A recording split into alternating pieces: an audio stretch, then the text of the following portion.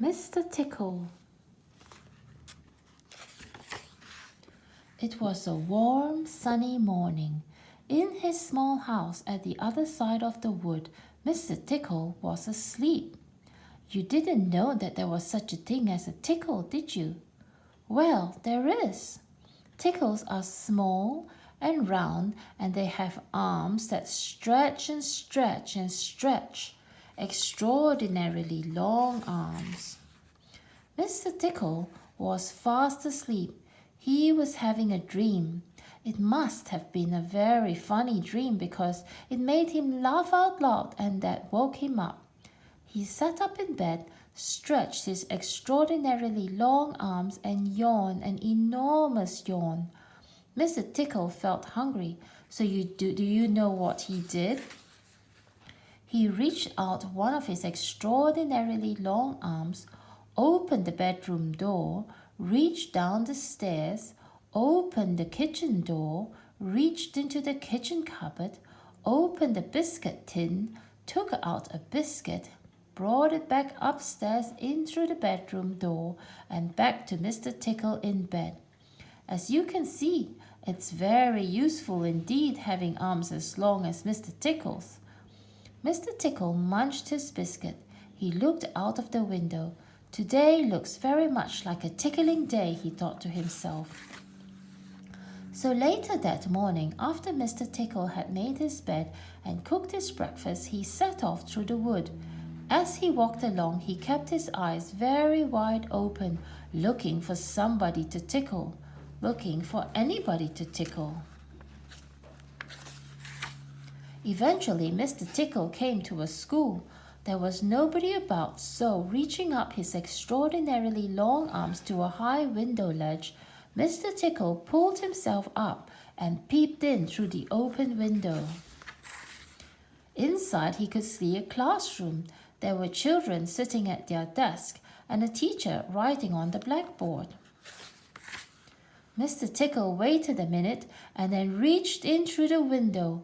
Mr. Tickle's extraordinarily long arm went right up to the teacher, paused, and then tickled.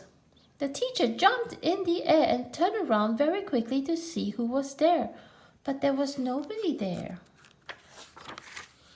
Mr. Tickle grinned a mischievous grin. He waited another minute and then tickled the teacher again. This time he kept on tickling until soon the teacher was laughing out loud and saying, "Stop it," over and over again. All the children were laughing too at such a funny sight. There was a terrible pandemonium. Eventually, Mr. Tickle thought he had had enough fun, so he gave the teacher one more tickle for luck and then very quietly brought his arm back through the open window.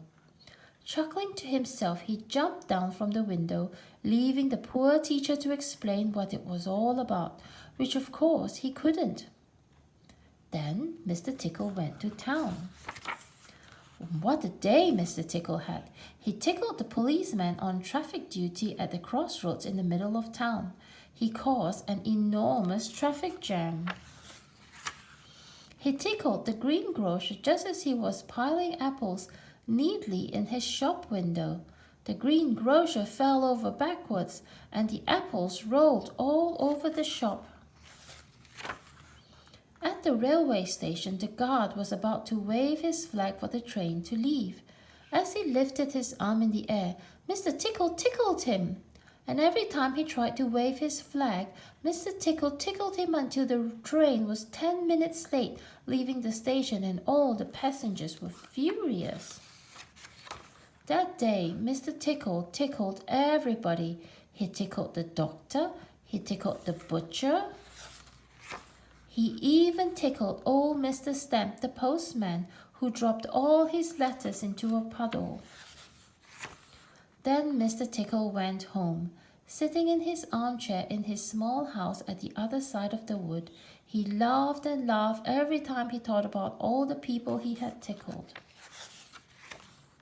So if you are in any way ticklish, beware of Mr. Tickle and those extraordinarily long arms of his. Just think, perhaps he's somewhere at this very very moment while you're reading this book. Perhaps that extraordinarily long arm of his is already creeping up to the door of this room. Perhaps it's opening the door now and coming into the room. Perhaps before you know what is happening, you will be well and truly tickled. Mr. Funny says you'll laugh a lot with this book. The end.